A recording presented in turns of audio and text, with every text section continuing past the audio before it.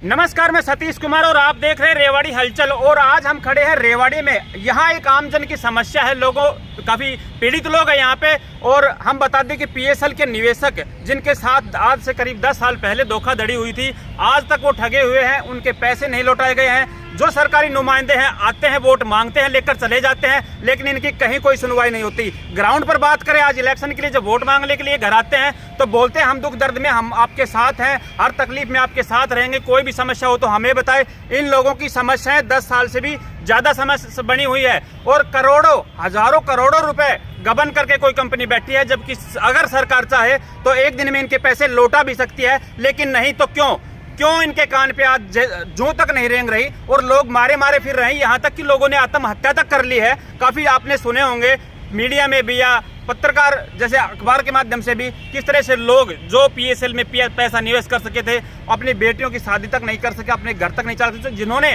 पेट काट काट के पैसे जोड़े थे और पीएसएल में लगाए थे, आज वो अपने ही पैसे के लिए दर दर भटक रहे हैं, लेकिन इनकी कहीं कोई सुनवाई नहीं हो रही। आज यहाँ एक मीटिंग हुई थी पीएसएल के निवेशकों की, उनके बारे में उनसे हम बातचीत करवाएंगे कि किस तरह के उनके प्रयास रहे और क्या क्या दिक्कतें आई और क्यों इनके पैसे लौटाने के लिए मना कर रही है, ना ही सरकार इनका साथ दे रही है और आगे इनके क्या प्रयास रहेंगे इस रास्ते में। हंसराज जी नमस्कार। नजदीक आ जाओ सर, किस तरह की मीटिंग थी, क्यों ये मीटिंग रखी और क्या कारण थे इस मीटिंग के आगे के, क्या आपके जो प्रयास है वो बताएं और नजदीक आ जाओ। तो मैं आपके चैनल का धन्यवाद करता हूं कि आप हमारे बीच पहुंचे।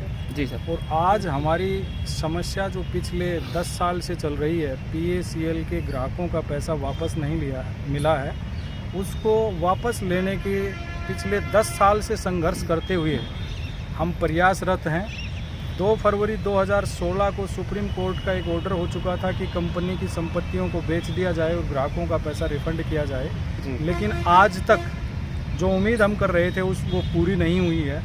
और हमारी उम्मीद पूरी हो, इसके लिए आने वाली 10 तारीख को 10 सितंबर को हम दिल्ली जंतर मंतर पे अपनी आवाज़ को बुलंद करेंगे, अपनी समस्या को लेकर के वहाँ पे आवाज़ उठाएंगे, सरकार तक हमारी बात पहुँचे और बहुत जल्द हमारी समस्या का समाधान हो। इसके लिए देश के कोने कोने में लोग संघर्षरत हैं। रेवाड़ी के साथियों ने भी आज संकल्प लिया है कि आने वाली 10 तारीख को हम दिल्ली पहुंच करके अपनी आवाज़ को बुलंद करेंगे और अपनी मेहनत की कमाई का जो पैसा वहां पे है वो पाई वापस लेके रहेंगे। धन्यवाद जी सर। बात करें कि किस तरह ये हालात हुए, क्योंकि काफ़ी समय से सुना था पीएसएल जो कंपनी चली हुई थी इस तरह से जो पैसे लेते थे लोगों से, और एकदम से ऐसा बंद हुआ, तो क्या कारण रहे थे?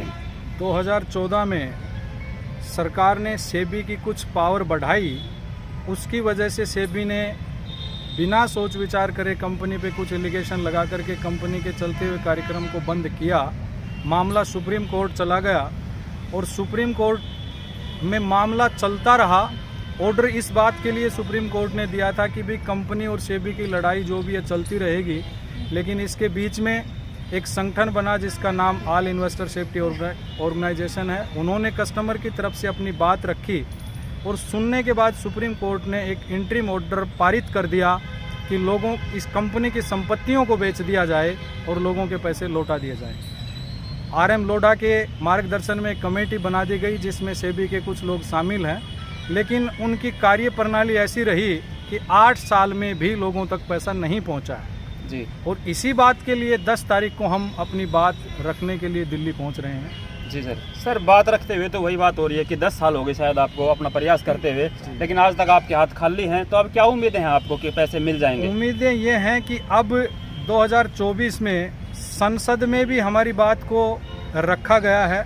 कुछ सांसदों ने सरकार के संज्ञान में बात लेके आए हैं और हम ये महसूस कर रहे हैं कि अब हम आर पार की लड़ाई लड़ना चाहते हैं जी। समस्या का समाधान नहीं तो आने वाले समय में हम इस बात को रखेंगे कि पहले भुगतान फिर मतदान। यदि हमारी समस्या का समाधान नहीं होता है तो हम मतदान नहीं करेंगे या सत्तासीन लोगों को सत्ता से बेदखल करने में अपना योगदान देंगे जी। इसके लिए क्या कदम रहेंगे अभी आपके? इसके लिए हमारे कदम यही हैं कि जिन राज्यों में अब चुनाव हो रहे हैं उन राज्यों में भी हम जो लोग चुनाव के लिए पहुंचेंगे, हमारे लोग उनसे मिलकर के अपनी बात रखेंगे, उनको बताएंगे कि यदि आने वाले समय में आप ऐसा नहीं करते हैं तो निश्चित रूप से अब हम आपके साथ नहीं हैं।